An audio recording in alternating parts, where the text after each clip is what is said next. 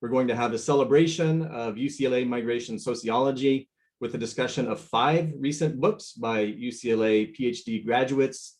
Those books are Of Love and Papers, How Immigration Policy Affects Romance and Family by Laura Enriquez, Fruteros, Street Vending, Illegality and Ethnic Community in Los Angeles by Rocio Rosales, Football in the Park, Immigrant Soccer and the Creation of Social Ties by David Truye, Here, There, and Elsewhere, The Making of Immigrant Identities in a Globalized World by Tasteen Shams, and Front of the House, Back of the House, Race and Inequality in the Lives of Restaurant Workers by Ellie Wilson. So that's happening next week, but today we are delighted to be joined by Professor Alexander Betts. He is Professor of Forced Migration and International Affairs at the University of Oxford. And to discuss his book, The Wealth of Refugees, How Displaced People Can Build Economies, we're glad to welcome back to CCIS our commentator, Samuel Bazzi. He is now Associate Professor of Economics at the School for Global Policy and Strategy here at UCSD. He's a former fellow, grad fellow at CCIS, so welcome back, Sam. The order of business today is that we'll turn the program over to Professor Betts for about 25 or 30 minutes to give us an overview. Then we'll have a commentary from Professor Bazzi. We'll kick it back to Professor Betts for a quick reaction and then open up a group discussion. For the discussion period, I would invite you to use the Q&A function at the bottom of your screen, or simply raise your hand electronically, and you'll be welcomed into the panel to pose your question directly. So without further ado, please welcome Professor Betts. Take it away. Thank you very much, David, and thank you for the 2 centers at UCSD and UCLA, and thanks to Sam for being willing to act as a discussant of the book. I really wish I was in California with you, but I'm joining you from my office in Oxford, where the sun is setting on me as I speak. The book is out in the US on the 1st of June. It is called The Wealth of Refugees, How Displaced People Can Build Economies. And it attempts as a book to weave a coherent narrative around a multi-year interdisciplinary research project that looks broadly at the economic lives of refugees and their impacts on host communities, the Refugee Economies program.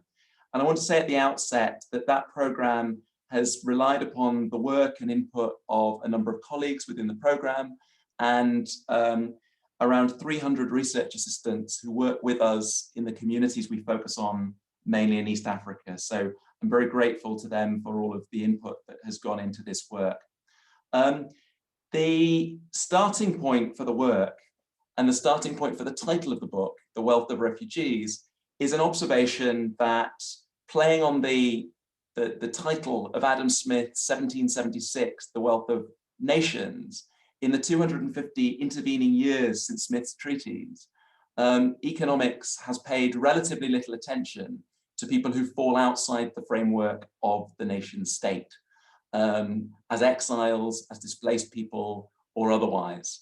And so in a way, the starting point for this research program was to try to redress that, to put refugees front and center in our thinking about the economy. But it's worth saying that this book is not just a work of economics. Somewhat like Adam Smith's work, it's a work of political economy that attempts to be interdisciplinary in its study of the economic life. Reflecting that, the contents covers 4 main parts. Part 1, ethics, where I ask what is right. Part 2, economics, what works. Part 3, politics, what persuades. Part 4, policy, what next. And that flow is in a way an attempt to think through the sequencing of how one can do interdisciplinary, global challenge-led and politically engaged work. To start by thinking about, even in a non-ideal world, what the conception of the good looks like, to look empirically at what we can understand about practices that have particular effects in the world, and then to think, once those practices engage with politics, what are the conditions under which they can influence the behavior and actions of elites at particular levels of government in particular, and then to draw out of that a series of policy implications. I think what unites all of this work is a focus on one particular central question. What are sustainable refugee policies, and what can they look like in a changing world? And the starting point then is 2 simple premises. The first premise is that we live in an age of displacement. What do I mean by that in the book? Well, I mean that we face a paradox of rising numbers and needs on the one hand, and declining political will to protect and admit asylum seekers and refugees on the other. And what I suggest is that this is not a temporary fact, but it's likely to endure over time for the structural reasons that underpin this paradox. We see rising numbers and growing needs, partly because of the growing number of chronically fragile states, with state fragility in all its many forms, driving significant numbers of people from their homes, predominantly internally, but also across borders. We can add to that the impact of climate change, which is going to act as a multiplier on state fragility and also increasingly drive people from their homes.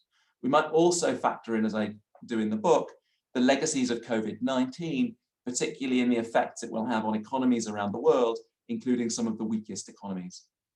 But on a structural level, I also suggest the decline in political will to support asylum is sadly also likely to endure.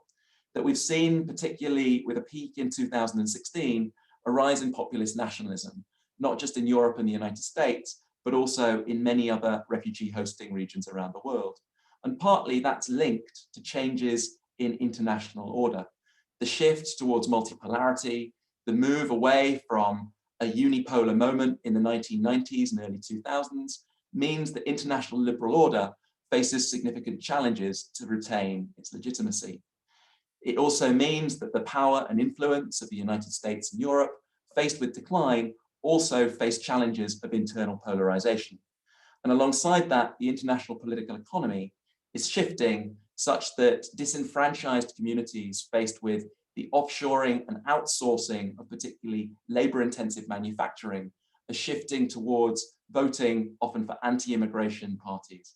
And so we face a real challenge of squaring that question of rising numbers and needs with declining political will. But an additional premise to the work is that refugees also have skills and talents.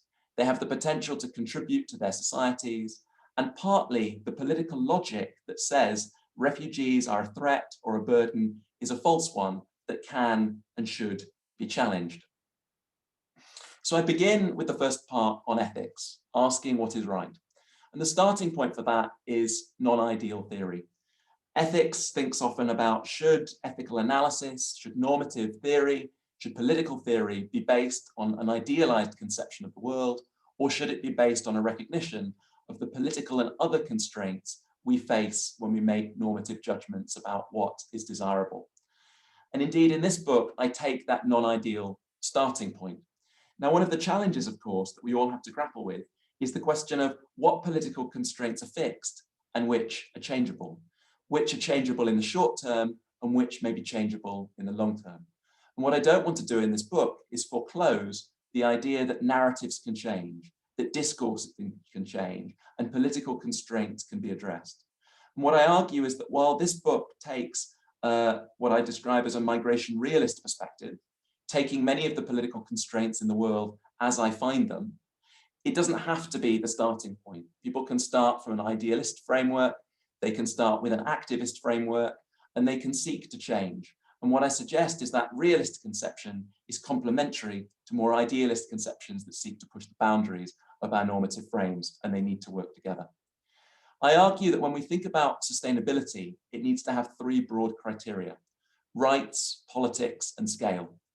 On the rights level, a founding premise of what underlies sustainability is that the refugee system has to be able to provide protection, assistance, and solutions to refugees. It has to ensure that refugees and all displaced people have access to their full set of rights under international refugee law and human rights law. But secondly, politics. We have to be able to reconcile that with support from local host communities, from national governments who host refugees, from governments who offer resettlement places and asylum and sanctuary to people who move long distances, but also from the international community. Without general political support, we risk the type of backlash and thresholds that we've seen in 2006 around the world, but we also see in local contexts from the Middle East to East Africa, where I work, to increasingly parts of Latin America with the Venezuelan response. And the third challenge of sustainability is one of scale. We need a system that can address the increasing numbers and endure over time without risking backlash.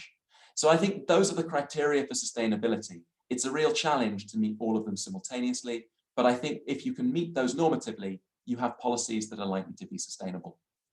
And so I identify in that ethics chapter 3 ideas of archetypes around the allocation mechanisms for distributing responsibility for refugees between states. Broadly, spontaneous arrival, asylum, enabling people to have free movement, to choose where they move to, resettlement or alternative pathways, an equitable quotas framework for distributing people around the world, and sanctuary in immediate neighboring states that neighbor conflict and crisis. And what I argue crucially is countries' refugee policies have to include all 3 of these. They play important and unique roles, and none of them can be perfect substitutes for the other. We need to recognize what each role plays. However, I suggest that for the majority of the world's refugees, the only option is going to be sanctuary in their immediate neighboring country, where 85% of the world's refugees currently get access to sanctuary. Of course, what we need to recognize is spontaneous arrival asylum needs to be preserved, both as a last resort for things like sur place asylum, if your circumstances change back home, and that principle that you need to sometimes be able to move onwards to access protection needs to be upheld. Alongside that, the option of resettlement is a very important one for people who are in protracted exile for long periods of time, or who have particular vulnerabilities, or simply as a strategic option to symbolically demonstrate that all countries have a shared responsibility. Alongside that, alternative and complementary pathways should be available to people on the basis that they may have claims to move for migration reasons, educational reasons, or family reunification reasons. However, moving beyond that, the reality is the neighboring countries are the place where the majority of the world's refugees are and will continue to be, and the place where we need to look for sustainable solutions. So that's where the economics of this comes in, and the basis for our work in focusing on 3 East African countries. And while it might seem, particularly from a West Coast United States perspective, obscure to begin with these countries, it's worth noting that when we embarked on the research in these countries, they hosted just ever so slightly more refugees than the whole of the European Union combined. And they were also of interest to us because of the variation in their regulatory frameworks. At one end of the spectrum, Uganda has provided refugees virtually since independence with the right to work and a high level of freedom of movement. At the other end of the spectrum, Kenya has adopted an encampment policy restricting refugees' movement and right to work, and Ethiopia has gradually moved from a Kenya-like position towards the Ugandan end of the spectrum. In 2019, it passed a refugee proclamation allowing at least the de jure right to work and freedom of movement for refugees, albeit that that hasn't yet been fully implemented and isn't expected to be fully implemented in the near future, but it's moving along that trajectory. And that means the regulatory variation is of particular interest and one of the reasons for our selection. In each country, crucially, we focus our work on the urban and rural camp and settlement contexts. We focus on the capital cities and at least one camp or settlement in each country, Doloado in Ethiopia, the Kakuma camps in Kenya, and the Nachivali settlement in Uganda. And we look at different nationalities. In all countries, we focus on Somalis. In 2 of the countries, Uganda and Kenya, we're also able to focus on Congolese, and we often involve control nationalities in both our qualitative and quantitative research across each of those countries to enable some degree of comparison. A key pillar of our work has been the aspiration to be participatory, to sequence in-depth qualitative research prior to quantitative research. Now, of course, to enable meaningful comparison of our work, we've had commonality across the surveys that we've designed for each context, but we've adjusted a little bit in each context. What we've also tried to do as part of that work in recruiting and training enumerators and research assistants from the refugee and host communities, from different age cohorts, from different genders, is ensure that we also disseminate the research back to those communities to the greatest extent possible. For example, our research in Doloado we translate it into Somali and disseminated at the community level. So that's the premise of the way we worked. We built quite a wide-ranging survey questionnaire, quite deliberately, with a whole series of modules. The purpose for that was to analyze a whole series of correlations across the economic lives of refugees, to look at modules across identification, household structure, networks, living standards, economic shocks and household history, the regulatory environment, access to aid and services, subjective well-being, the relationship with others and aspirations, mental health and physical health. For instance, our module on networks unpacked to look at family networks, social protection, relationships in the place they're living, credit and savings, new technologies, mobility, social participation, and past connections.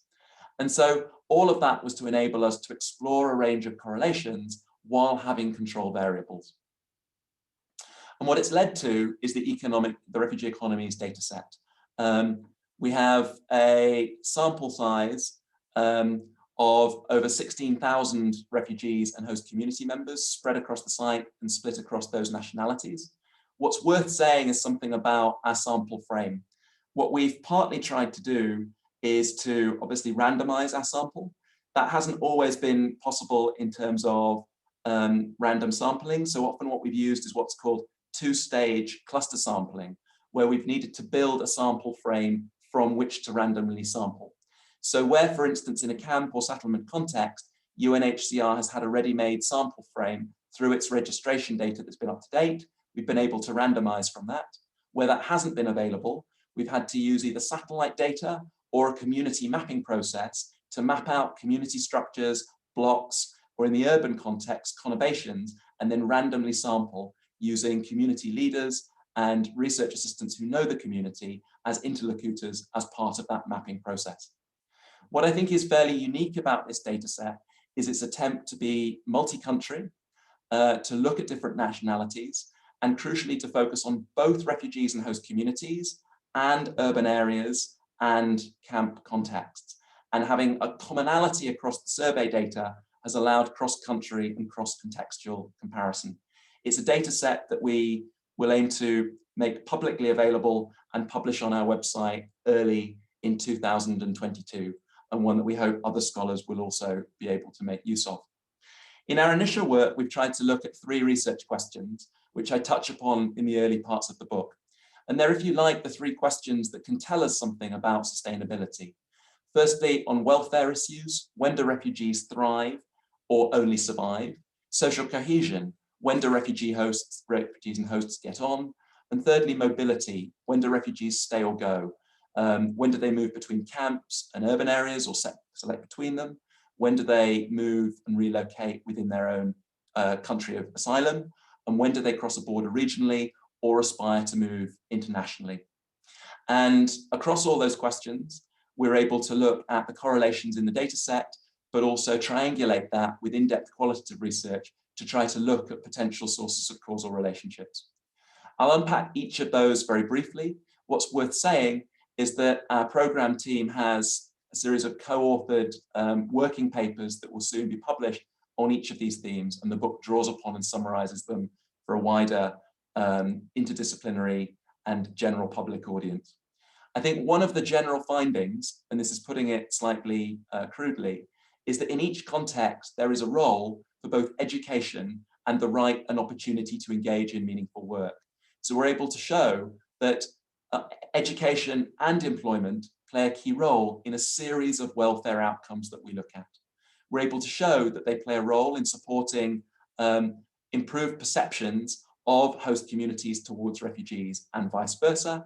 And we're able to show, albeit very tentatively, that actually improving a series of development indicators, including potentially access to education and the opportunity to work, can have an impact on people's mobility choices, but not in the ways predicted by existing theory. So let me just unpack some of that very briefly. One of the things we are able to explore in looking at welfare outcomes is descriptive statistics across the countries relating to income, employment, subjective well-being, food security, health scores, and mental health scores. But we're also able to look at the variables that correlate with those variants in outcome. And one of the findings is there is, analogously to what development economists call the poverty trap, there is arguably a refugee trap. When we compare refugees to the immediate host community members, and it's worth saying that all of our host community members are proximate host communities. We've selected them based on drawing a particular radius around the refugee communities so that they're nearby members of those host communities. We see that generally, with some notable exceptions in some contexts, such as the reversal of income in the Turkana County area, where refugees are systematically better off than the Turkana host community, we generally see that refugees are worse off across most of these indicators than the nearby host community. There is a hit, as it were, a trap that comes from being a refugee, even as we begin to control for other variables. The stars indicate that the gaps between the comparison between refugees and host community are statistically significant at a 95% confidence interval. And so we see that sense of refugee trap. Now, one of the things I try to do in the book is begin to theorize why that might be the case by drawing upon two bodies of economic theory. New institutional economics, which focuses on the role that institutions play in people's economic lives, and identity economics that plays a role in thinking about their identities. So drawing upon the work of Douglas North on new institutional economics, one hypothesis would be that the different regulatory frameworks experienced by refugees compared to the host communities define their institutional structures that shape their economic lives in different ways. On identity, drawing upon the work of Akerlof and Cranton and others, one might hypothesize that refugees' experiences as refugees prior to going into exile shape their economic decision-making and behavior in different ways. For example, there's some work looking at the impact of trauma on people's time horizons and potentially, therefore, their economic decision-making. Those are hypotheses that aren't explored, but might explain why we might think about refugees as in a distinctive economic position compared to their host states. What we also try to do is look at some of the correlations that underlie these. So for instance, when we look at regressions on income and control for a whole variety of variables, we see that certain variables are statistically significant. So for instance, gender matters. Being female is systematically negatively correlated with income. Education matters. So particularly formal academic education makes a difference to income. Mental health is negatively correlated with income. And networks, for instance, having a relative in a Western country, make a significant difference to income. When we get to employment, we see many of the same variables, but interestingly, we identify that vocational education is positively correlated and statistically significant in employment, whereas formal education is not. So the book unpacks some of those. We also explore social cohesion.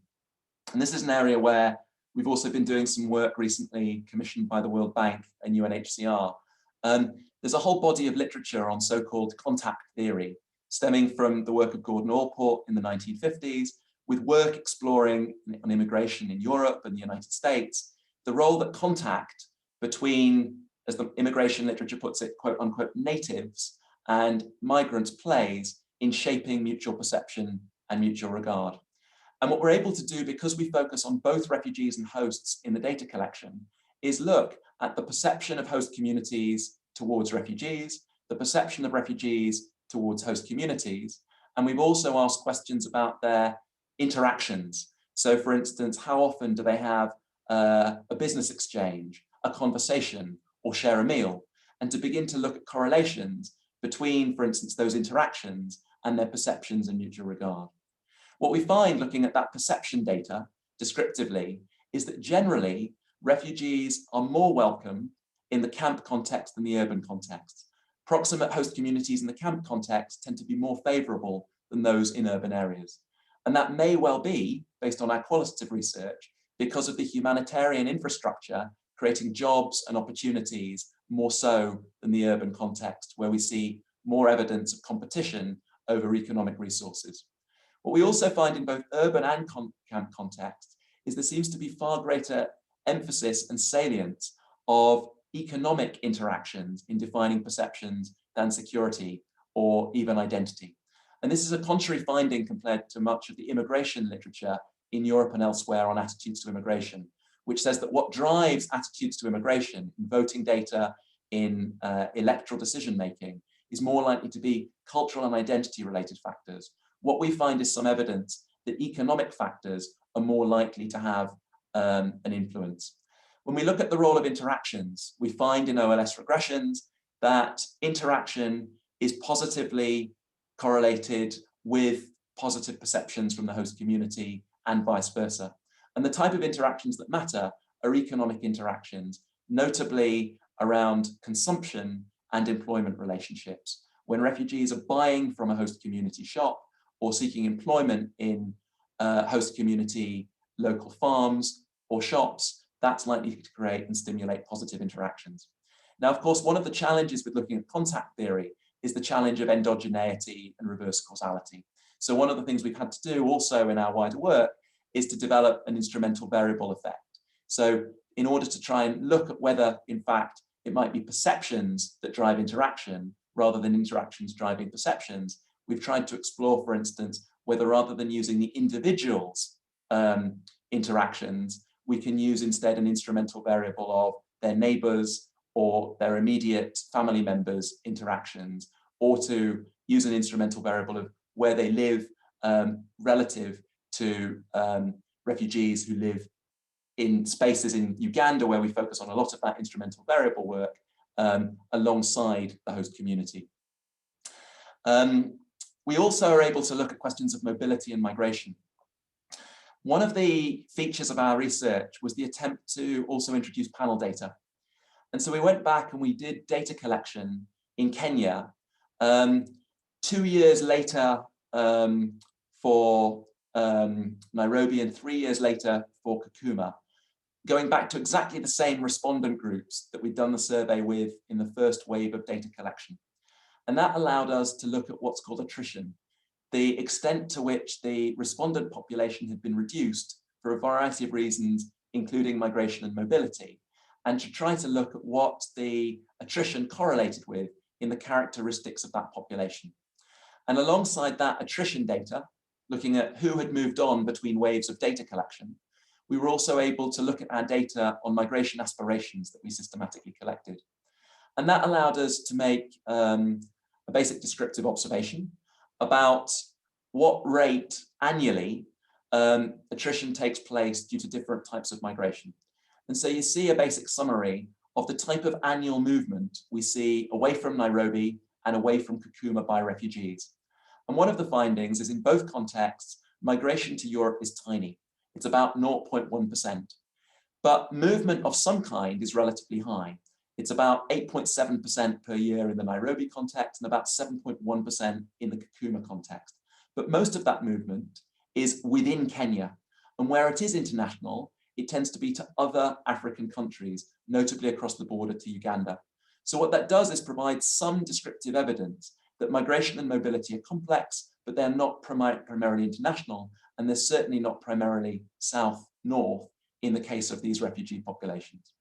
What we're able to do, also quite tentatively, given the size of the data set and that it only relates to one country, is correlate the data on those international movements and correlate our data on migration aspirations with development indicators. And that's partly to explore what's called the migration hump relationship, which you see in this graph, which has been developed over a long period of time in relation to what are called migration transitions for mainly labor migration in the Americas and Europe. What hasn't really been systematically explored is the extent to which that relationship, which predicts as development indicators like GDP per capita increase in the short term, migration will increase up to what Michael Clemens and others have suggested is about $8,000 per capita as a threshold for that tipping point beyond which the demand and ability to migrate begins to decline. What hasn't been explored is how that maps onto refugee communities. And we find some indication that that relationship may not hold for refugee communities, that instead we find some indication when we look at our aspiration data and actual migration data based on attrition, that actually when we increase some development indicators, such as assets, such as employment, the increase in assets, the increase in employment in the short term may actually reduce the aspiration to migration and even actual onward migration. Those findings are quite tentative, but it's interesting, and it means that for our data set, we don't find evidence in support of the migration hub. What we do find is really interesting patterns of migration, both at the international level and particularly at the national level. We're able to look at where people are moving on from Kakuma, recognizing that it's not exclusively to Nairobi, but it's a number of urban centers across Kenya, which are not often accounted for in the official data. And equally, when people move from Nairobi, they disperse often to different parts of the country. But one particular movement from Nairobi is often back to Garissa or back to Mandera and potentially back across the border to Somalia thereafter, or to reside close to South Central Somalia. What we also do, though, beyond the data set, is to use a variety of methods, including impact evaluation methods, to look at what we can learn from the models adopted by the three countries, and particularly their more innovative practices. We look at the Ugandan model, and the Ugandan model obviously provides the right to work and freedom of movement, and has been heralded as a really progressive source of inspiration. And so what we did was try to compare the data we had on refugees' outcomes in Uganda, particularly Somalis and Congolese, with a series of outcomes for Somali and Congolese refugees in Kenya, and try to control for other variables in that comparison. It's an imperfect comparison. There are lots of confounding variables, but what we found was that refugees in Uganda experience higher incomes, greater mobility, lower transaction costs on their economic activity, for instance, bribes, arrest, and more sustainable sources of employment, in the sense of being more likely to be employed by other refugees or host community members than by international institutions, for instance. And for instance, the higher incomes element at purchasing power parity, controlling for other variables, we find that refugees, or Congolese and Somali refugees in Uganda, in the urban context we look at, in the settlement context, receive on average 16% higher incomes, despite being in a country that has lower GDP per capita. We look and do impact evaluations that we've done in collaboration with the World Food Programme on a new settlement called the Calibay Settlement, opened adjacent to the Kakuma camps in Kenya in 2016. And Calibay was intended to be a very pioneering model, in the sense that rather than creating a Kakuma 5, a fifth Kakuma camp that would simply replicate in-kind assistance, it would try to create an integrated settlement for both refugees and the host community, and pilot a range of market-based interventions. The aspiration was refugees and hosts live alongside one another, and rather than in-kind assistance, it could have a variety of forms of cash assistance. It could pilot new ideas such as dryland agriculture, cash for shelter as a model, and that over time, the learning from that could be mainstreamed and reintegrated in Kakuma and elsewhere. And what was crucial to it was the support from the local host community and the local governor. What we found through that research, through a series of waves of data collection, is that, albeit that the aspirations of the model have changed over time, at an overall level, the model hasn't quickly achieved its objectives in terms of increasing so-called self-reliance for refugees. It aspired to increase refugees' ability to live independently of aid and meet their needs independently of aid, and it doesn't achieve that. So we find, for instance, that only 6% of newly arrived South Sudanese refugees in Calibay are able to have an independent income generating activity 2 years after Calibay opened. And we found that 2 years after it opened, only 2% said they were able to be independent of aid and assistance. But what we've also tried to do is a series of more granular impact evaluations on particular interventions to look, for instance, at the effects that the shift to cash-based assistance has had. And there's a really interesting model of going from in-kind assistance to restricted cash assistance to unrestricted cash assistance. And generally, we've been able to identify the positive effects it's had on choice, but also identify some challenging outcomes that are particularly unique to moving to partly unrestricted cash before restricted cash around debt and indebtedness, and that tethering refugees to particular retailers in ways that have, in some ways, challenging outcomes. The overall conclusion we get from those impact evaluations is that Calibay is a step in the right direction, that it moves towards a model that can and should be effective, but the challenge around self-reliance is that as it continues to circulate aid money, it needs to move towards building the infrastructure that allows Kakuma and Calibay to receive more inward investment and to begin to export to the wider national economy and the regional economy. We've also looked at the role of the private sector in a particular context, Doloado.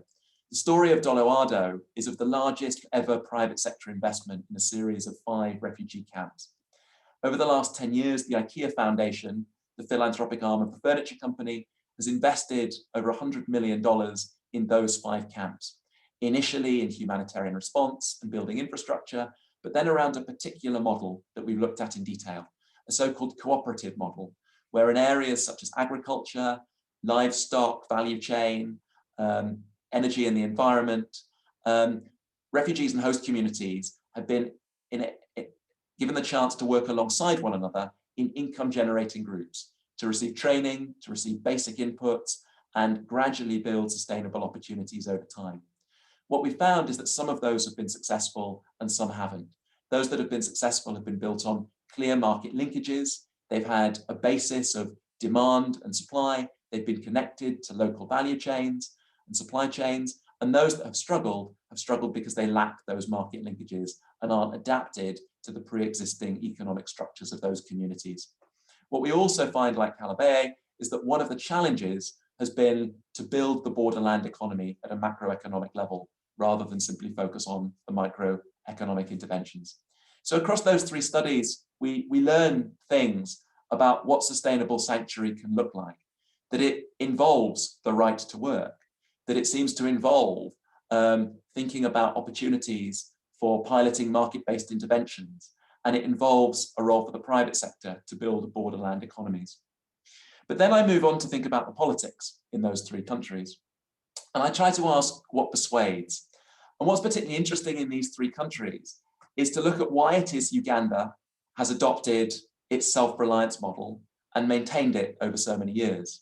Why it is that Ethiopia adopted the 2019 refugee proclamation, changing its legislation, and why it is that Kenya has a pluralistic framework on refugees' economic rights and opportunities, in the sense that while at the de jure national level it's very strict, Turkana County has adopted a different approach and embraced a different approach to hosting and assisting refugees.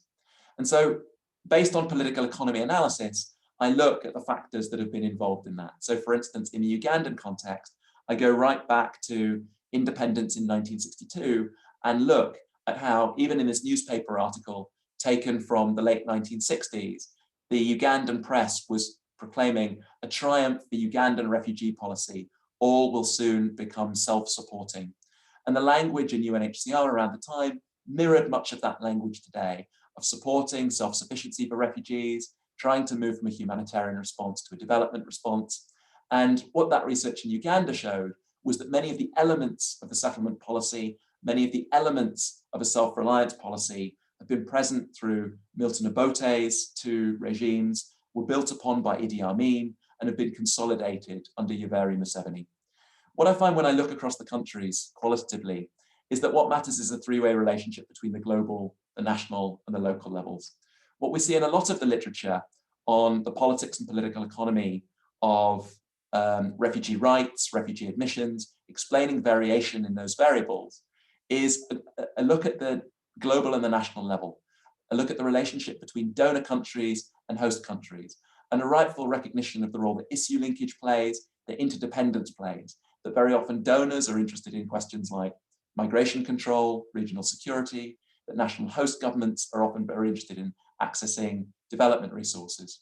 But what I argue has been missing from that is a focus also on the role that the local level plays, the regions that host refugees and the political actors that are involved in that process. So Turkana County, for instance, in the context of Kenya, the local authorities and local warada in the context of the Somali region of Ethiopia, and indeed regions like Isangaro, where Nachibali is based in Uganda.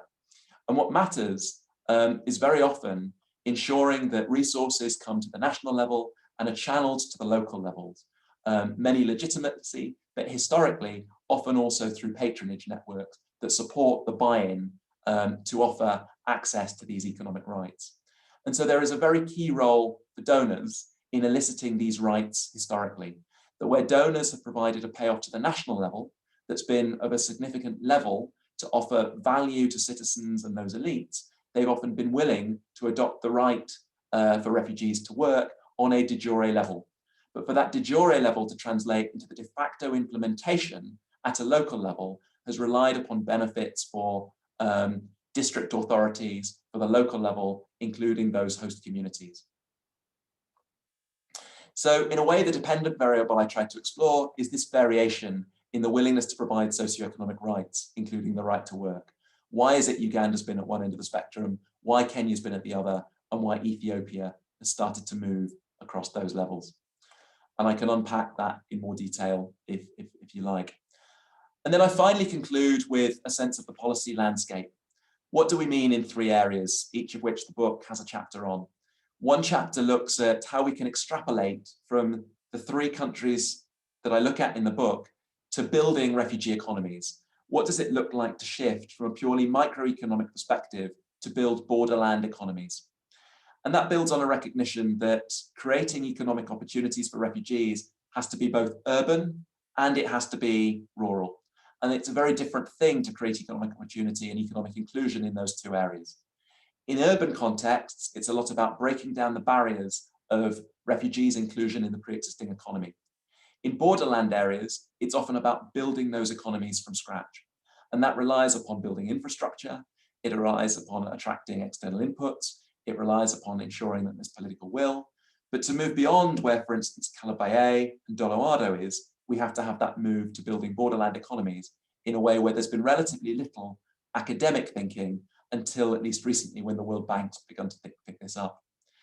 I also look at reflections beyond Africa and draw upon my policy experiences of working with the governments of Jordan and Colombia and the way in which they've engaged with some of the ideas and research that we've done in East Africa and elsewhere, and reflect upon what's different in those particular regions. And finally, I also look at the impact of COVID-19 and how that shapes the argument of the book. Most of the book was complete prior to COVID-19, but I think one of the things that I try to think about is what it means for our overall trajectory and where we're going. And so I draw secondarily upon the existing literature on the role of economic shocks, economic recessions, on the causes and consequences of displacement and state responses to displacement to make the claim that what we were likely to see as a result of the economic legacy of COVID-19 is continued rising numbers, increasing needs, and political will. That the drivers of displacement are predominantly conflict, authoritarian, and fragile states, and the social science literature correlates depressions and economic shocks with each of those things. That when it comes to consequences, we know from the existing literature on the current downturn, but also earlier recessions like the 2008-2009 financial crisis or financial crash, that exacerbates, has particular impacts on displaced populations around employment, assistance, access to remittances, and there's also likely to be an impact on public attitudes, travel, and human rights. So in the interest of time and to conclude, what the book tries to show is we face rising numbers and declining will. That sustainable policies have to involve spontaneous arrival asylum, resettlement and other pathways and neighbouring countries, but the predominant focus is going to continue to be on neighbouring countries. In those countries, it will have to be on urban context and rural context, but in East Africa, most refugees are not in urban areas. They continue to be camp and settlement based. It requires us to have an evidence-based approach to focus on refugees and development. That involves research from international organizations and think tanks, as well as universities. But there are clear limits that we highlight to self-reliance, limits that stem from particularly the microeconomic focus of interventions and its struggle to grow borderland regions to allow refugees to live independently of aid. So the shift that has to happen is partly what I argue, from little economics to big economics, from the microeconomic to the macroeconomic. And this can't be divorced from a focus on the politics and political economy of the right to work. And that politics I show in the book is a deeply ambiguous politics. It's a complex and messy politics, not often driven by pure altruism or regard for refugee protection, but it needs to be analyzed, understood in depth, and take into account not just the relationship between the global and the national, not just what happens in capital cities, but also the relationship between those host country capitals and the local authorities that often have policies and approaches that deviate from those of the central government, and the gap between the de jure and the de facto. And finally, one thought that the book also engages with is the idea of refugee governance. That when we think about self-reliance, it's not just about the economic aspects that the book primarily focuses on. It's not just about work, it's not just about employment, it's also about social and political autonomy, and that relies upon us recognizing the great work that refugee-led organizations do and the opportunities to expand refugees' voice and participation in camp and urban contexts, including in countries that often restrict refugees' political rights. So I realize I've given you the architecture for the book, and there's probably a lot of depth that I've had to elide over quite quickly, but I'll leave it there so that we can hear from Sam and move to the conversation. And if you would like access to a copy of the book when it comes out on the 1st of June in the US, there's an Oxford University Press promotion code that you can access that I think reduces it to about $20 US or a little less. Thank you very much. Thank you very much, Professor Betts. Professor Bazzi. Can I share my screen? Perfect. Great. So this is really a fantastic book. I learned a great deal from it, and it's also sort of the mark of a great book and piece of scholarship is one where you can often read in a lot of your own experiences and knowledge and expertise in very different contexts, and kind of see them in a new light. And so that was certainly the case for me, having spent time working in Palestinian refugee camps in Lebanon many years ago, and also more recently working on in a research setting on resettlement program in Indonesia, which I'll mention a bit in a moment, and really sort of seeing a lot of those experiences in a new light. And there were really three things that I found quite compelling and attractive about the book. And the first was that it was truly interdisciplinary, not in sort of a way that is often bandied about in conversations among academics. It sort of really did dive in a very with a very diverse toolkit, and I found that quite compelling and useful. And the survey work, Alexander went through it very briefly, but it's really complex stuff, working with these highly mobile populations. And what they did was really pull off some heroic effort there, and it's really great that the data will be in the public domain soon, and hopefully lots of folks will make continued use of it. And then finally, the sort of emphasis on practicality over idealism, and this is really important in a lot of contexts, but perhaps especially so here. And there's really the fact that there's no one-size-fits-all recommendations when thinking about about refugee policy. So I see that there's already a lot of questions in the Q&A, and I want to be brief, but let me just hit on sort of three sets of comments. And the first is kind of seeing some work that I've done in the Indonesian context on a resettlement program there in a new light, and making some connections with some of the themes in the book here. So Indonesia had what was known as a transmigration program, one of the world's largest and still ongoing resettlement schemes.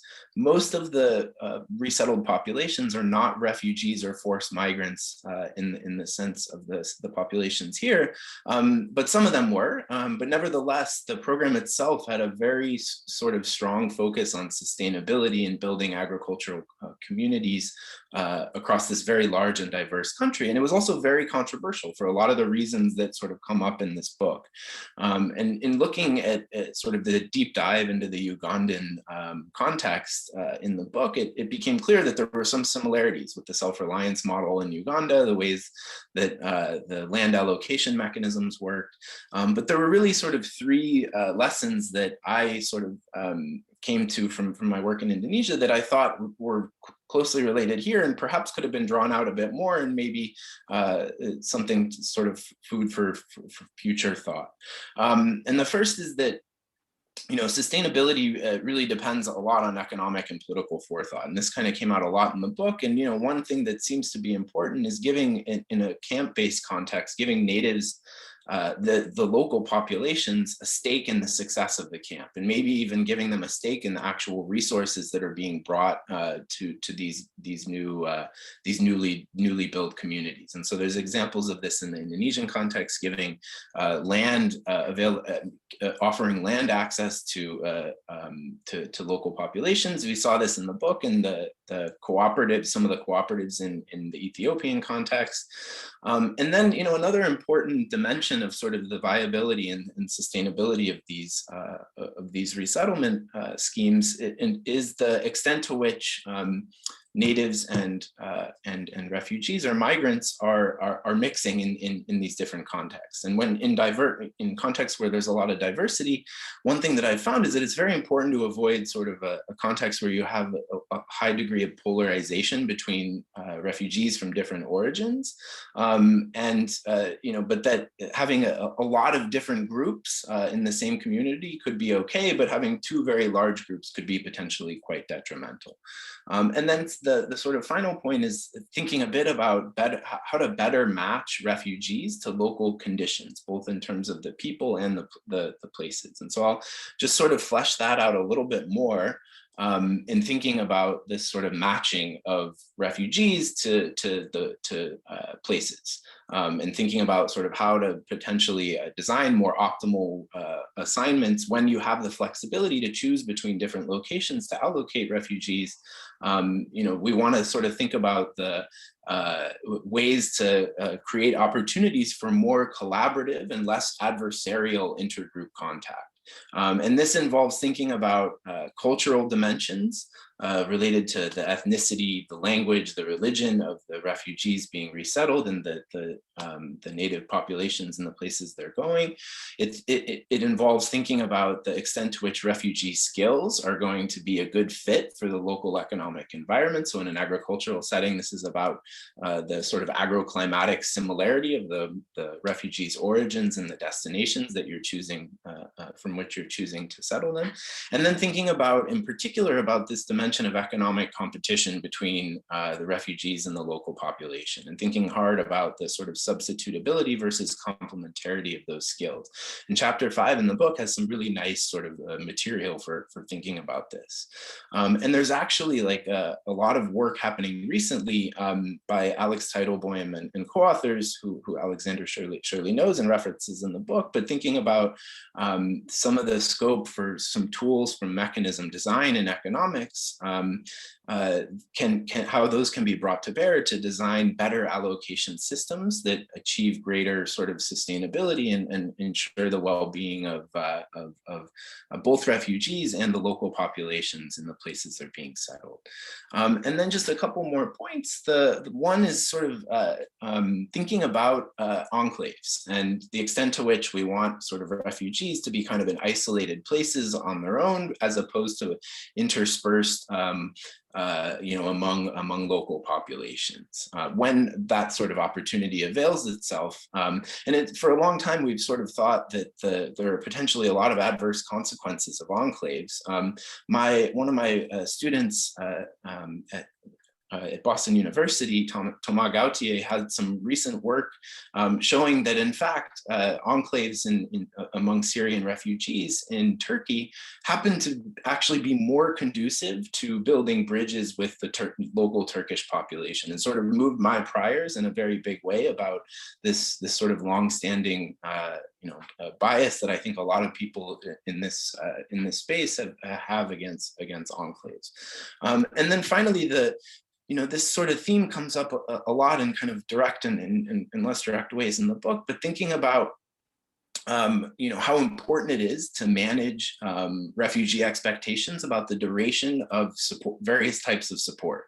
Because when thinking about and planning for the future, having sort of clear knowledge and as much certainty as possible about the extent of support from external resources is going to really be important for the types of investments we make, not only in sort of our economic well-being, but in the types of relationships that we might be building as refugees with the local population.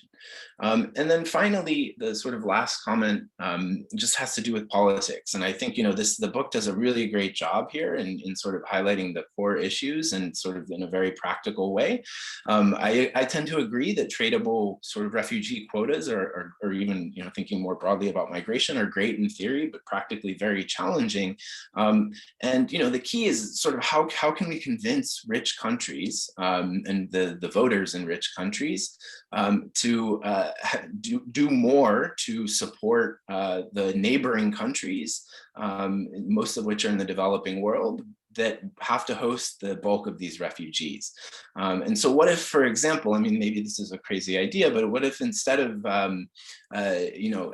these refugee quotas, trading those, what about trading work or student visas for host country nationals in exchange for those countries hosting more refugees, right? So one student visa for Uganda, for example, to go to the Ugandan to go to the US or the UK for every 10 Congolese refugees to Uganda. So thinking a bit about those sort of possibilities in an international sort of tradability framework might be useful, a useful way to go, or a crazy one. I'm not sure.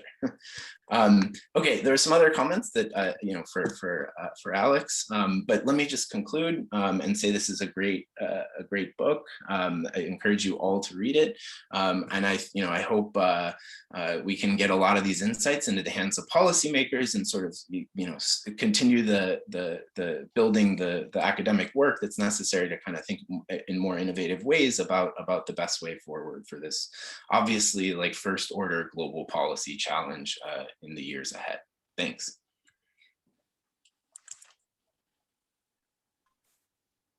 Okay, thank you very much for that, Sam. We have a number of questions in the queue and people would like to be recognized, but just to get us started, Alex, I'm interested in how this text fits into your broader contributions to the study of the political economy of refugees.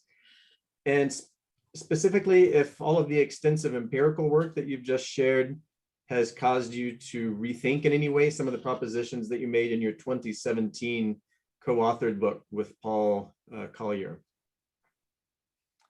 Yeah, I think there are a series of things in this research that are striking and in many ways quite sobering. I think I've been a long time advocate for refugee self-reliance and development-based approaches for refugees. And I continue to be that, but I think partly what this reveals is how challenging it is to develop self-reliance for refugees in host countries in low and middle income parts of the world.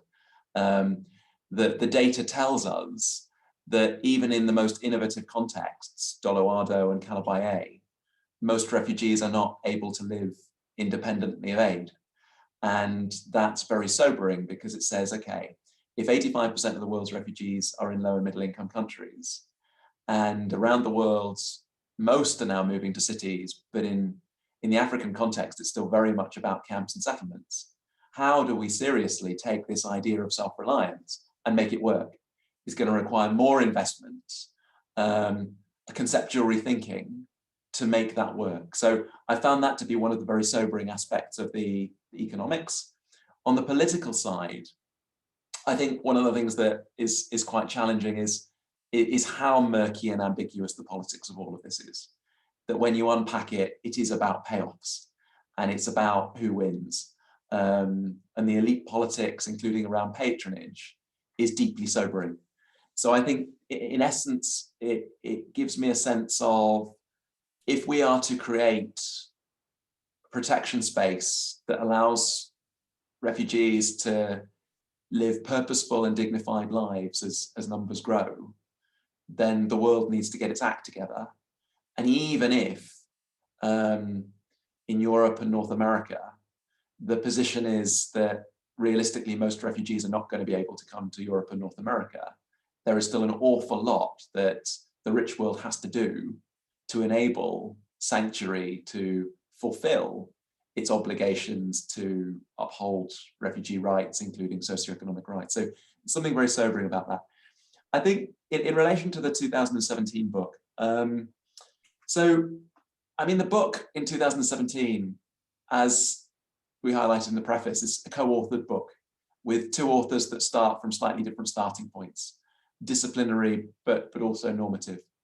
And I think part of it was trying to think through, given those different starting points, could we agree with one another, given the polarization on this debate, given that there is so much disagreement?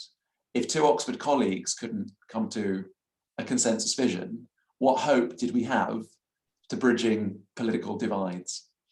And so aspects of that text I'm very happy with. Aspects of that text I look back on and think I'm uneasy about that. So there are things that I reflect upon in this book, like the Jordan Compact, where I say, hang on, we really got behind it, we proposed it, we were part of what led to the Jordan Compact. Some parts of it have worked, like it's contributed to creating the right to work for refugees in Jordan where it didn't previously exist. But some aspects of it were poorly designed, poorly implemented, and didn't work on an economic level.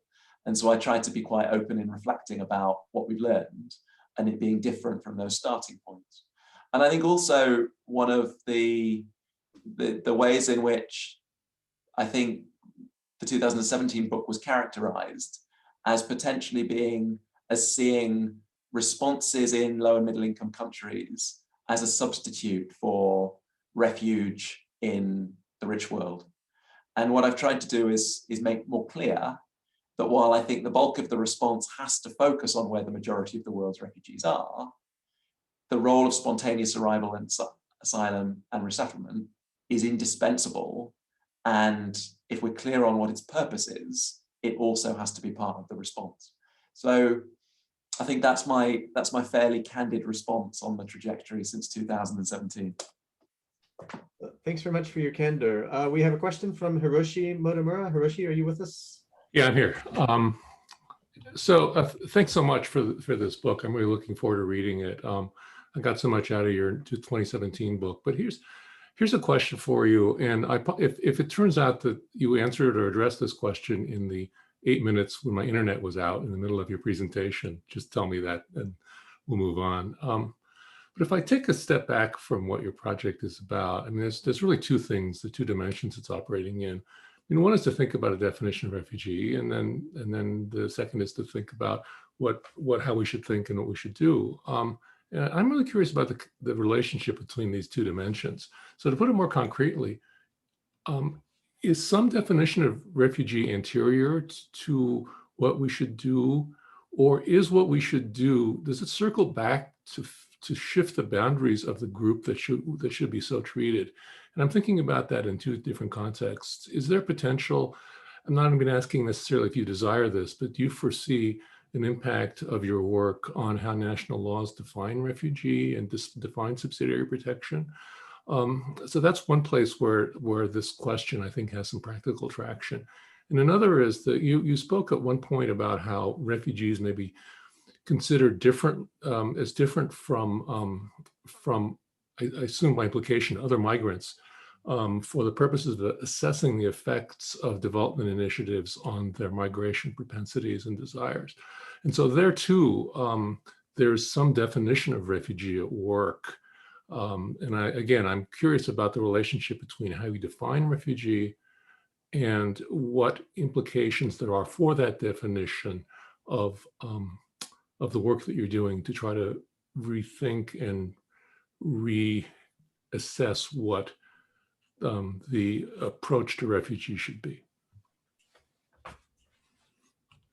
That's a very sophisticated and very interesting question. I think my answer is that I think that the two questions are mutually constitutive, that the way we think about and define refugee shapes how we think about what we should do in response. But also what we think we should do probably defines a little bit how we define, because of what we think is realistic to do and therefore to think.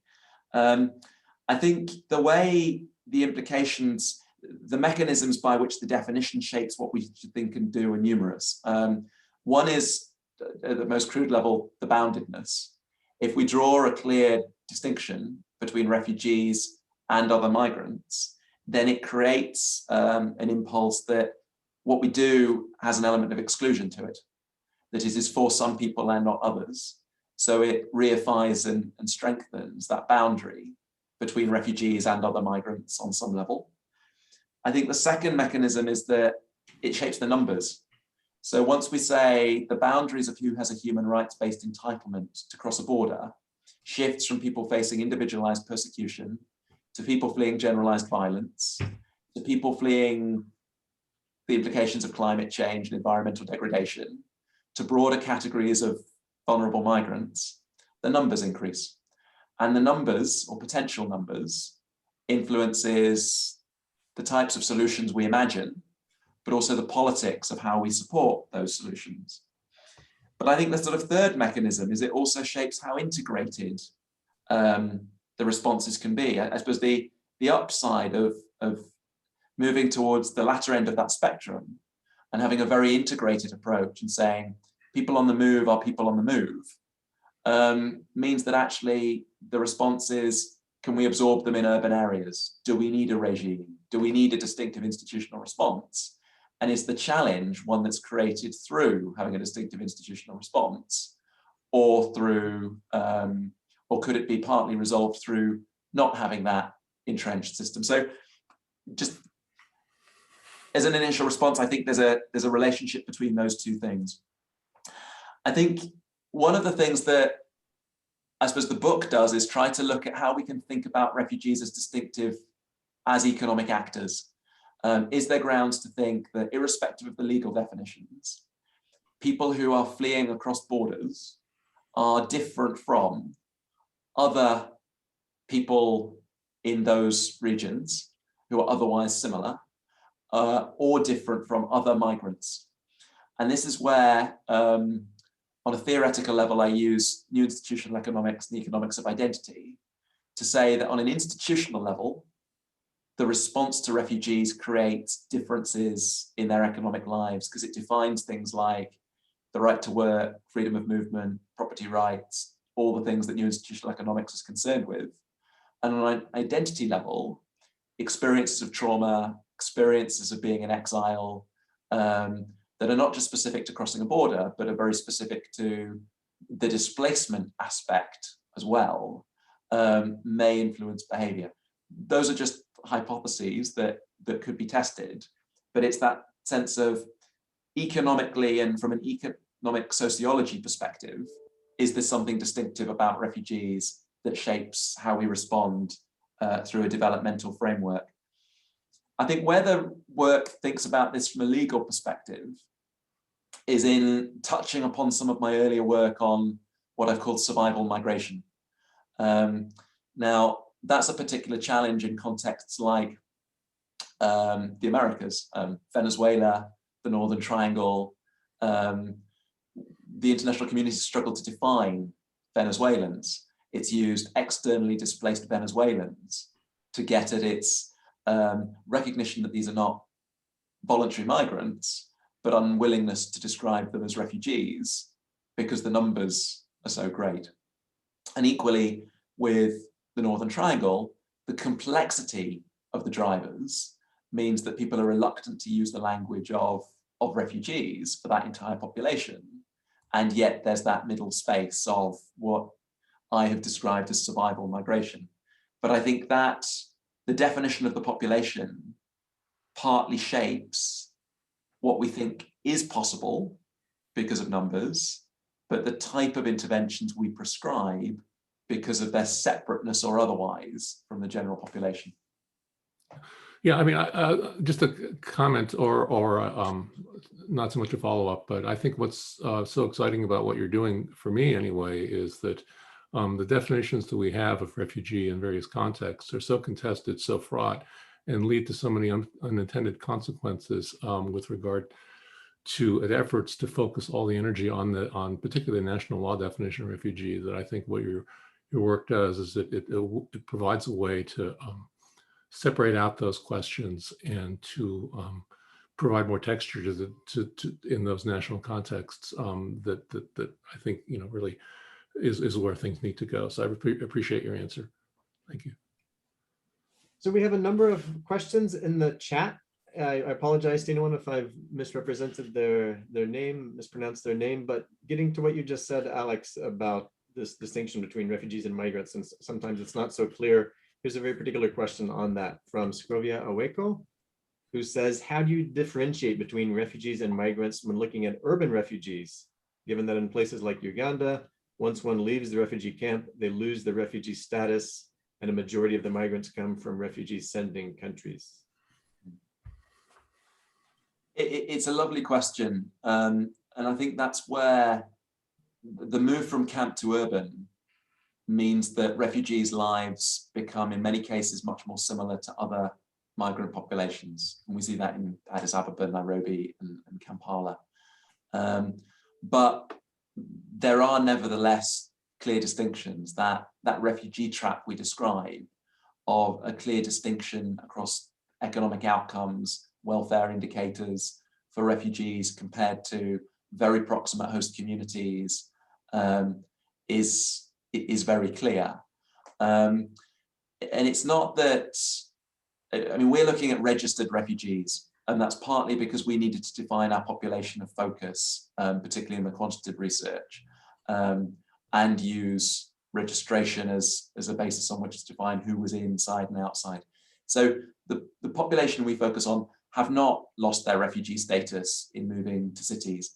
For the most part, they give up access to assistance, which is only available in the camps, but they don't lose their status. The status is a key part of the recognition that they are refugees, albeit that for many others who maybe moved to cities and are not registered, they may come from the same countries as refugees. They may be refugees, but not recognized or have not declared themselves to refugees. So they'll be in a different position. But there's no renouncing of refugee status because of the move from camp to city. And we do still see that distinctiveness in development terms between the refugee population and the proximate host communities. One thing that's been very interesting from our work, though, is to compare the economic lives of urban refugees with camp-based refugees in the same countries. And it's not axiomatically clear that one is better than the other on all indicators. We find that urban refugees earn more and are more likely to be employed than camp and rural refugees, but they are not necessarily happier or healthier. On subjective well-being and mental and physical health, camp refugees in our populations tend to be better off.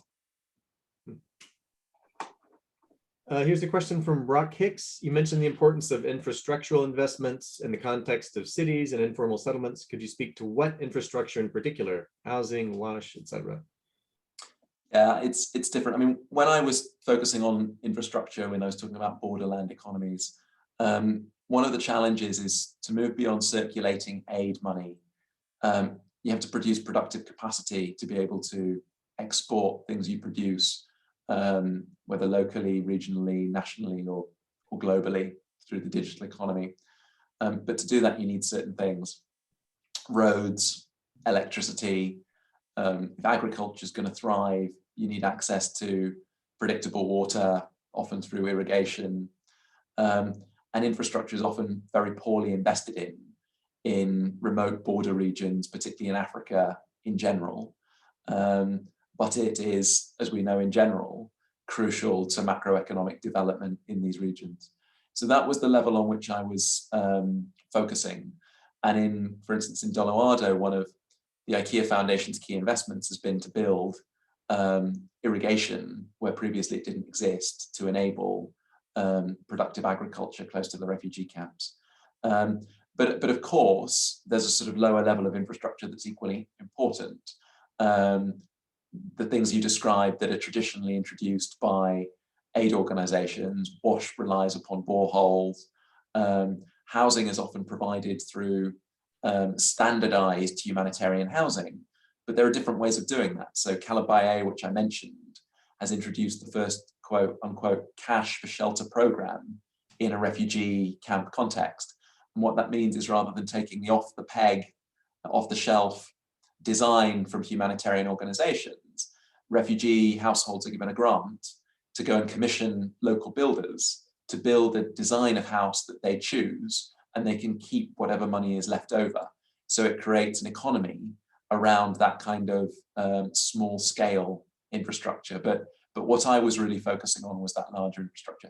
At the urban level, it's a different challenge. As I said, it's not so much about building economies from scratch. It's more about breaking down the barriers to refugees' participation in those pre-existing economies. And that's things like access to financial inclusion and bank accounts, which are often unavailable to refugees, reducing sources of discrimination in labour markets, reducing the barriers created by in access to language training or relevant vocational education.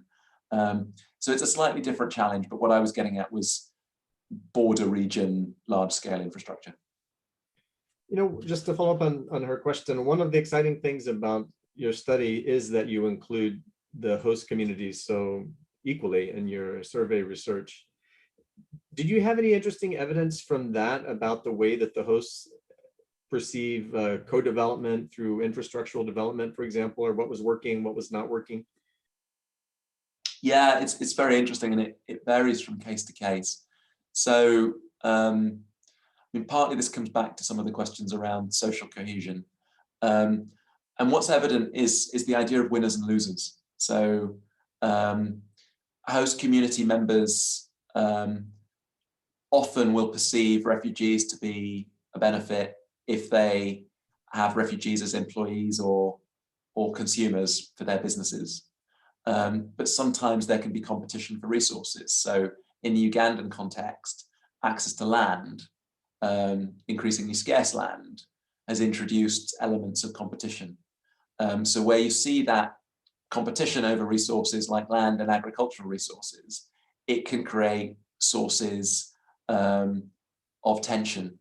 Now, on the other hand, when we get to somewhere like Turkana County in Kenya, the presence of the humanitarian community is very important to the host indigenous Turkana.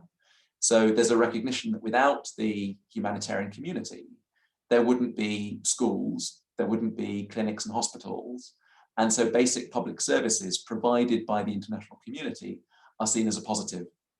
And that's one of the reasons why I think we see in camp and settlement contexts a welcoming of the hosts by the host community of refugees.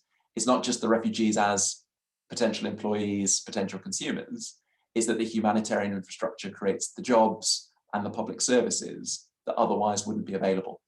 Now, we of course find that where there's a linguistic or ethnic commonality between the refugee and host community, social cohesion is much more effective anyway. So there is in the data, very often we find that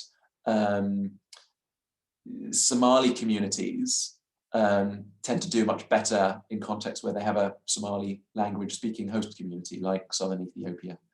But I think in cities, one of the challenges is we see much more concern about economic competition. Around host perception, we've been able to create indexes that look at perception differently in areas like the economy, security, identity, and culture. And we see that on the economy, the arrows of perception go in different directions in urban areas compared to camps. So we see the economic perception as much more likely to be positive in the rural camp context and much more likely to be negative in the urban context. Okay, we have a question here from Samuel Benja, who's identified himself as a refugee from Kenya, who's participated in a program at Oxford. For a better refugee economic sustainability, I hope refugee-led organizations have a greater role to play. My question is, why do the UN entities or international organizations not trust these refugee-led organizations to give them direct funds to implement their projects? It's changing very slowly. This year, the government of Canada has been the first bilateral donor to create a fund that can support refugee-led organizations. A handful of foundations like the Open Society Foundations have started to give direct funding to a handful of refugee-led organizations. UNHCR is starting to think about a partnership status for refugee-led organizations. But historically, refugee-led organizations have done great work, but not been recognized for that and not been able to access funding. The real block on funding is at the donor government level. The governments have very high fiduciary and audit and accounting standards, and find it very difficult to disperse small amounts of money to organizations that can't meet the audit criteria of those donors who want to be accountable to their citizens for money received in tax. And so it's the donors where the big block has been. The starting point of getting philanthropic and foundation money in creates an opportunity to pilot interventions that support refugee-led organizations and demonstrate the conditions under which they can be effective and move from anecdote to evidence and show under what conditions they're more effective, efficient, and legitimate than, for instance, an international NGO provider or an international organization. And once we start to get that evidence, I think that might gradually bring the donor community on board, in part because they'll be motivated to back more efficient providers. Okay, here's a question from Elizabeth Milliken. Her question is, how would political persuasion towards a development approach work when refugee populations are in countries with repressive regimes, where governments might have political incentives to resist improving the lot of refugees in their care? For example, Erdogan has used refugees in Turkey as leverage for demands on the EU. How would political persuasion in favor of this approach work in that type of situation? Well, I already said the politics of this is very murky, and the relationship between democracy and willingness to protect refugees is not an unambiguously positive relationship. The three countries in the world that probably have the best record in terms of numbers of refugees hosted and the quality of rights offered to those refugees are probably Turkey, Uganda, and Colombia. And none of those three countries is a perfect substantive democracy. And when we look sort of more broadly at data on the quality of democracy and around admissions and rights granted to refugees, we would probably see a negative relationship. That democracies are more likely through a mechanism of majoritarianism, accountability to citizens for the allocation of scarce resources, to exclude refugees from key rights like the right to work and freedom of movement. And semi-authoritarian governments are often those that are insulated from the preferences of their own citizens, but incentivized to look outwards to the international donor community to provide resources. And so Erdogan has hosted more refugees than any other government in the world. Turkey has. And Erdogan, in exchange, has taken significant incentives from the European Union to do that. Similarly, Uganda, the long-standing country of allowing refugees self-reliance, freedom of movement, right to work, has done so because it has been extremely good for the government to extract donor resources that have not exclusively gone to support refugees, but have also supported elite networks, patronage networks, and host communities. Similarly, Colombia has, I think, the best record in Latin America for its response to Venezuelan refugees, but I think anyone would be hard pressed to argue that it has a perfect record on human rights or democracy. So we have just about 5 more minutes. Sam, do you want to get back in on this conversation? I'm happy to sort of chime in if there are any particular things that you think I might have value to add on. But I think, yeah, I think the comments and the questions have been have been quite good. And I think, yeah, the one other thing I might add is on this last point of this trade-off between rights and numbers. I think it goes well beyond questions about refugees, and just in thinking about the future of labor mobility and the well-being of global populations, I think we need to be a little more open to the possibility of leaning more on giving people the right to move across international borders for work, even if that means the only way to do that is by limiting some of the rights in the countries that they're granted the opportunity to work in. I know this is a controversial issue that we won't resolve in a couple of minutes, but I think it's something that I feel needs more conversation. And the refugee context is obviously an extreme case of that part of that conversation, but one that I think is the book helped sort of crystallize some of these other sort of bigger issues about other types of migration, for me at least. So. But a few years ago in the speaker series, we had Martin Roos talking about his book on the rights versus numbers trade-off. And I think he was talking about labor migration quite specifically. And I think, if anything, the discussion of refugee movement fits his argument much better than labor migration. Yeah. I was interested, Sam, in your suggestion that perhaps there should be some kind of mechanism for allowing greater mobility from mass hosting states in return for hosting refugees. It seems like, in effect, that's what the European Union tries to do with its various mobility compacts. And I'd be interested in hearing Alex's reaction to that suggestion.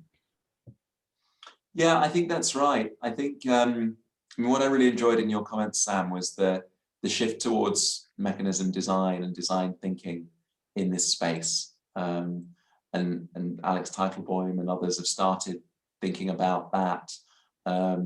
It's not something I do in my own work, but I think it's particularly exciting to sort of stretch the boundaries of how we think about these questions and to kind of look at the avenues into policy that can be Pareto improving, that can create those kind of win-win opportunities. I think the thing that often leaves refugee rights advocates uncomfortable is the recognition that the existing structure is already implicitly based on a trade.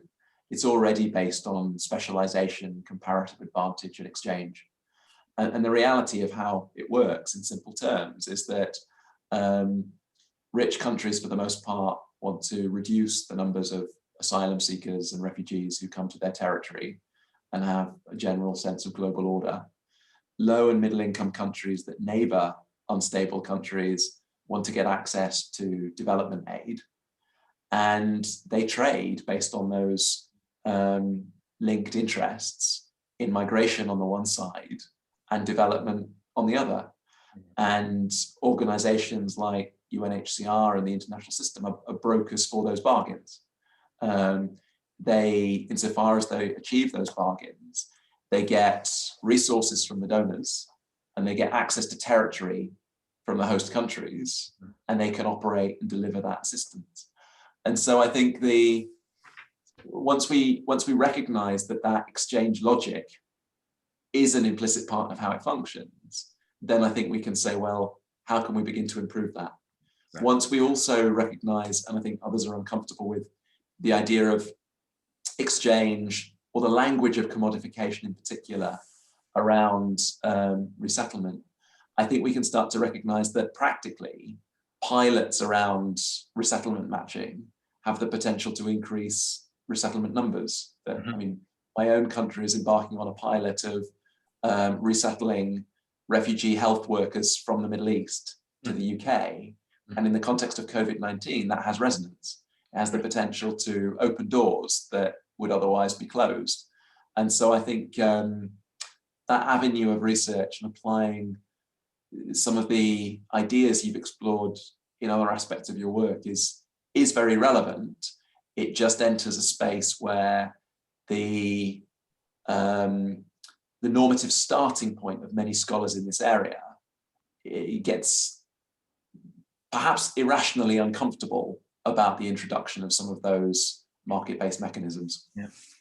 Yeah, no, I appreciate that, and it's something that I mean, certainly, not to speak for all economists, but we need to do a better job of understanding that perspective when bringing our ideas to these debates. Well, unfortunately, I think that is all the time we have for now. And of course, it's already nighttime in the UK. So thanks very much to Alex for joining us. I hope that we'll be able to welcome you in person to California when you get out your next book, which they seem to come out every 2 years or so.